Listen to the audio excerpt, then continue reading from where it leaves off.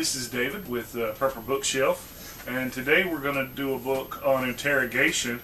Ask Me No Questions, I'll Tell You No Lies by Jack Luger, and for some reason it's probably an alias. The subtitle of this is How to Survive Being Interviewed, Interrogated, Questioned, Quizzed, Wedded, and Grilled. Now, why would I have a book like this? Well, several of the books that I have are probably a little deviant or outside the social norms, and as I tell my terrorism students, you've got to understand the other side if you're going to fight the other side. So a little later I'm going to probably do a review of the Monkey Ridge Gang and Turner Diaries and Mini Manual of the Urban Guerrilla, and it's not that I hold those particular viewpoints. As a matter of fact, they're polar opposites. However, you need to understand how other people think if you're going to take a contrarian view.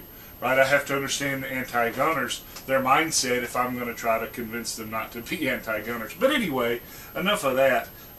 So basically this book talks about how to deal with police interrogations, because the Supreme Court has ruled there's a lot of case precedents that law enforcement can lie to you.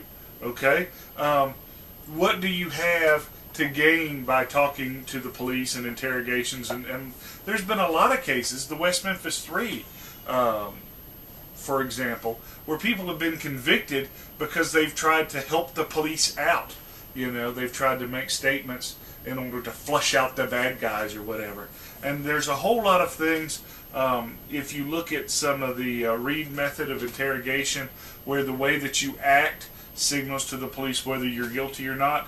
And I used to do this experiment in my classroom where we would do some interrogations and we do some Reid method stuff, and it was interesting because a lot of people were trying to act like they weren't guilty, but their body signs showed that they were. And this book kind of tells you how to deal with this.